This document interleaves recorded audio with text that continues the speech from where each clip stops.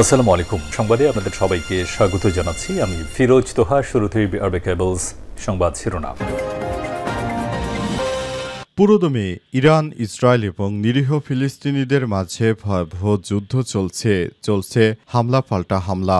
এরই মাঝে আমাদের হাতে এসে পৌঁছেছে এই যুদ্ধের সর্বশেষ গুরুত্বপূর্ণ সবথেকে তাজা আপডেট সংবাদ আপনাদের জানিয়ে দিব। প্রথমেই জানাবো, ব্যালিস্টিক ক্ষেপণাস্ত্র এবং ড্রোন দিয়ে ইসরায়েলে সফল হামলা চালালো হুতি যোদ্ধারা।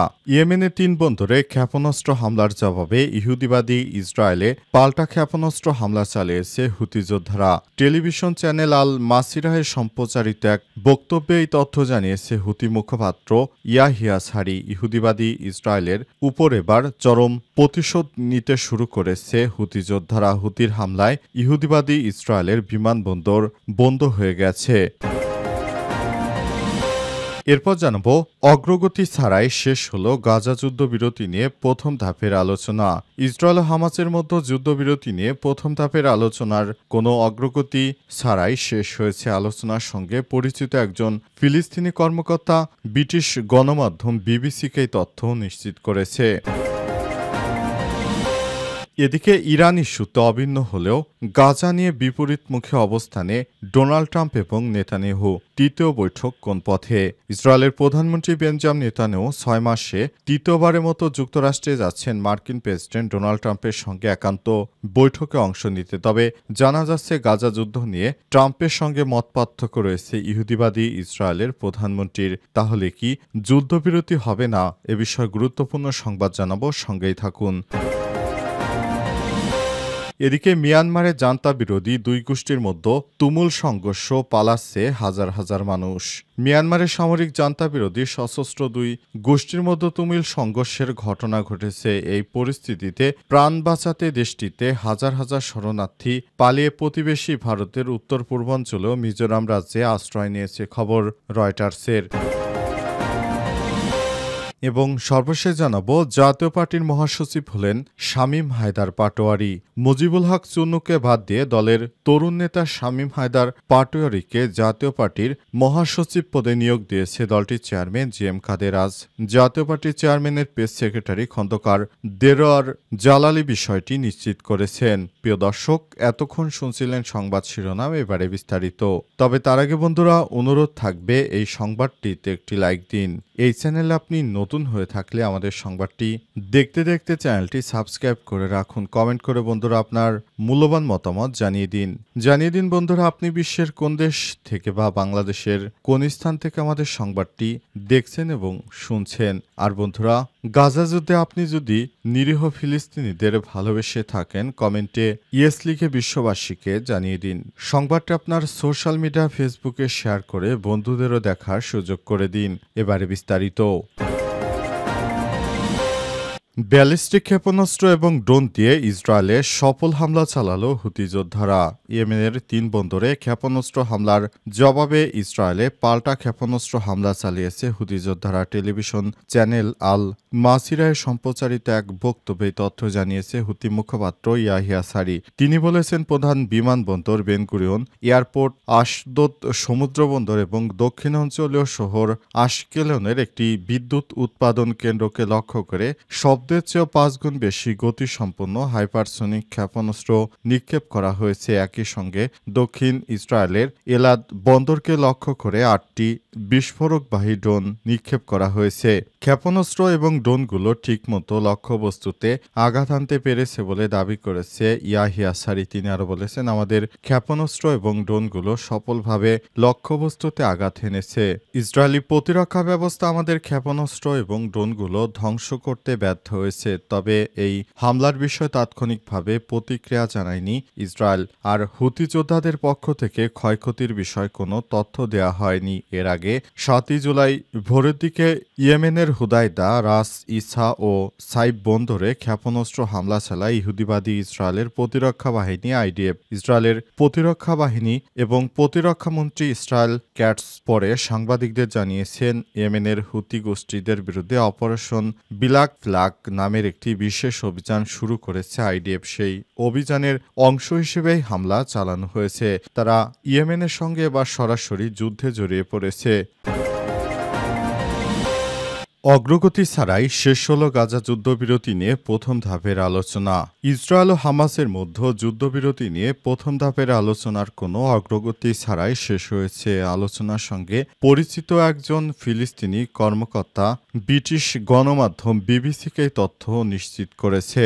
কর্মকর্তার মতে দোহার দুটি পৃথক ভবনে প্রায় ৩.৫ ঘণ্টা ধরে এই বৈঠক অনুষ্ঠিত হয়েছে। কাতারি ও মিশরীয় মধ্যস্থতাকারীদের মধ্যে উভয় পক্ষের মধ্যে বার্তা বিনিময় হয়, কিন্তু আলোচনায় কোনো অগ্রগতি হয়নি। ফিলিস্তিনি ওই কর্মকর্তা জানিয়েছেন, আগামী সোমবার আবার আলোচনায় বসবে উভয় পক্ষ। এই সময়ের মধ্যে যুদ্ধবিরতিতে পৌঁছাতে যে বিষয়গুলো বাধা দিচ্ছে সেগুলো নিয়ে একটি সমাধানে পৌঁছাতে দুই পক্ষের মধ্যে আলাদা করে বৈঠক করবেন মধ্যস্থতাকারীরা।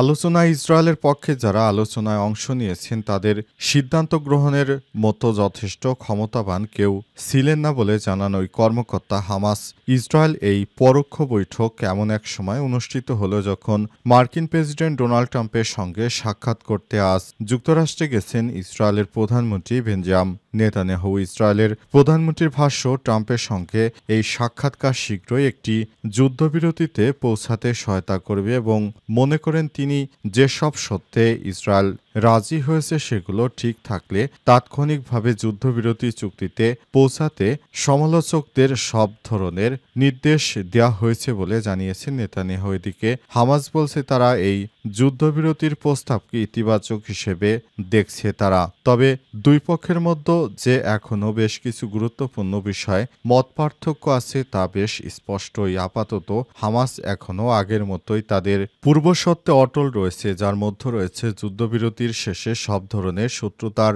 স্থায়ী অবসান নিশ্চয়তা এবং ইসরায়েলি সেনাদের সম্পূর্ণ প্রত্যাহার। তবে নেতানিয়াহু সরকার বরাবরই হামাসের এই সত্যগুলো প্রত্যাখ্যান করে আসছে। তাহলে কি শেষ পর্যন্ত এই যুদ্ধবিরতি হবে না, এ বিষয়ে এখনও কোনো তথ্য জানা যায়নি। ইরান ইস্যুতে অভিন্ন হলেও গাজা নিয়ে বিপরীতমুখী অবস্থানে ট্রাম্প। নেতানিয়াহু বললেন, তৃতীয় বৈঠক হয়তো কোনো সফলতা বয়ে আনবে না। এবার যুক্তরাষ্ট্রের প্রেসিডেন্ট ডোনাল্ড ট্রাম্পের সঙ্গে ইহুদিবাদী ইসরায়েলের প্রধানমন্ত্রী নেতানিয়াহুর সঙ্গে মতবিরোধ দেখা দিয়েছে। গাজা যুদ্ধবিরতি নিয়ে ইহুদিবাদী ইসরায়েলের প্রধানমন্ত্রী যেসব শর্ত আরোপ করছেন, ডোনাল্ড ট্রাম্প সেসব কথাকে গ্রাহ্য করছে না। ডোনাল্ড ট্রাম্প বলছেন, গাজা থেকে ইহুদিবাদী ইসরায়েলের সম্পূর্ণ সেনাদেরকে প্রত্যাহার করতে হবে, কিন্তু ইহুদিবাদী ইসরায়েলের প্রধানমন্ত্রী তিনি জানিয়েছেন গাজা থেকে তার সেনাদেরকে তিনি সরাবেন না। তাই এই বৈঠকটি হয়তো কোনো সফলতা বয়ে আনবে না। তৃতীয় বৈঠক কোন দিকে যাচ্ছে সে বিষয়টি এখনও স্পষ্ট করে বলা যাচ্ছে না। ইহুদিবাদী ইসরায়েলের প্রধানমন্ত্রী বেঞ্জামিন নেতানিয়াহু পৃথিবীর নিকৃষ্ট শাসক যিনি, তিনি এমন একটি কাজ করছেন যাতে করে হামাসের যোদ্ধাদের তারা শেষ করতে পারে চক্রান্ত করে সামনের দিকে এগিয়ে যাচ্ছে। অবস্থায় ইহুদিবাদী ইসরায়েলের এবার বিপক্ষে অবস্থান নিয়েছে যুক্তরাষ্ট্রের প্রেসিডেন্ট ডোনাল্ড ট্রাম্প। ট্রাম্পের কথা হচ্ছে, যুদ্ধবিরতি করতে হলে অবশ্যই ইহুদিবাদী ইসরায়েলের সমস্ত সেনাদেরকে গাজা থেকে সরিয়ে নিতে হবে, কিন্তু ইহুদিবাদী ইসরায়েলের প্রধানমন্ত্রী ট্রাম্পের সেই কথা মানতে চাচ্ছেন না। জাতীয় পার্টির মহাসচিব হলেন শামীম হায়দার পাটোয়ারী। মুজিবুল হক চুন্নুকে বাদ দিয়ে দলের তরুণ নেতা শামীম হায়দার পাটোয়ারীকে জাতীয় পার্টি জাপার মহাসচিব পদে নিয়োগ দিয়েছে দলটির চেয়ারম্যান জিএম কাদের। আজ জাতীয় পার্টির চেয়ারম্যানের প্রেস সেক্রেটারি খন্দকার দেলোয়ার জালালী বিষয়টি নিশ্চিত করেছেন। এর আগে শামীম হায়দার পাটোয়ারী জাতীয় পার্টির প্রেসিডিয়াম সদস্য অতিরিক্ত মহাসচিব হিসেবে দায়িত্ব পালন করে আসছিলেন। ক্ষমতাচ্যুত শেখ হাসিনা সরকারের সময় সংসদে বিরোধী দল ছিল জাতীয় পার্টি। হাসিনা সরকার পতনের পর দলটির বিরোধ আবার মাথাচাড়া দিয়ে উঠেছে। গত ২৮শে জুন দলের সম্মেলন আয়োজনের সিদ্ধান্ত নিয়েছিল জাতীয় পার্টির দলীয় বৈঠকে, কিন্তু বর্তমান পরিস্থিতিতে দলটির সম্মেলন স্থগিত করেন চেয়ারম্যান। এরই মধ্যে সোমবার বিকেলে হঠাৎই বর্তমান মহাসচিব মুজিবুল হক চুন্নুকে বহিষ্কার করে শামীম পাটোয়ারীকে মহাসচিব করা হয়েছে জাতীয় পার্টির দলীয় বৈঠকে, কিন্তু বর্তমানে পরিস্থিতিতে দলটির সম্মেলন স্থগিত করেছেন চেয়ারম্যান জিএম কাদের। এরশাদ মারা যাওয়ার পর জাতীয় পার্টি এমনভাবে চলছে মনে হচ্ছে এটি কোনো রাজনৈতিক দল নয়। তাদের রাজনৈতিক পরিস্থিতি বর্তমান খুবই শোচনীয় পর্যায়ে রয়েছে। তারা এমনভাবে তাদের দলটিকে চালাচ্ছে, তারা ছিল একরকম পোষ্য দল, অর্থাৎ তারা শেখ হাসিনার সমস্ত নির্দেশ মেনে তারপর নির্বাচনে দাঁড়াতো এবং দেশটাকে নির্বাচন বহির্ভূত কর্মকাণ্ডকে পুরো সমর্থন করেছিল। এ কারণে জাতীয় পার্টিকে অনেকেই পোষ্য পার্টি হিসেবে আখ্যায়িত করেছে। তবে কিভাবে জাতীয় পার্টির এত বড় ধরনের ভরাডুবি হচ্ছে এ বিষয়ে কেউ এখনো স্পষ্ট করেনি। জাতীয় পার্টি বিশেষ করে তারা ভারতীয়দের চক্রান্ত বাস্তবায়নে অনেক ভূমিকা রেখেছে। কারণে শেখ হাসিনা পালিয়ে যাওয়ার পর জাতীয় পার্টির ব্যাপারটি অত্যন্ত আপত্তিকর হিসেবে দেখেছে সাধারণ জনতা। সবাই বলছে আমরা জাতীয় পার্টি থেকে এই ধরনের কোনো প্রত্যাশা করিনি। তারা দীর্ঘ 17 বছর যে কর্মকাণ্ড করেছে সেটা গ্রহণযোগ্য নয়। জাতীয় পার্টি সমস্ত দল রাজনীতি বর্জন করলেও, সংসদ নির্বাচন বর্জন করলেও শুধুমাত্র জাতীয় পার্টি ধারাবাহিকভাবে শেখ হাসিনাকে সমর্থন করে গেছে। কারণে এখন আর তাদেরকে মূল্যায়ন করা হচ্ছে না।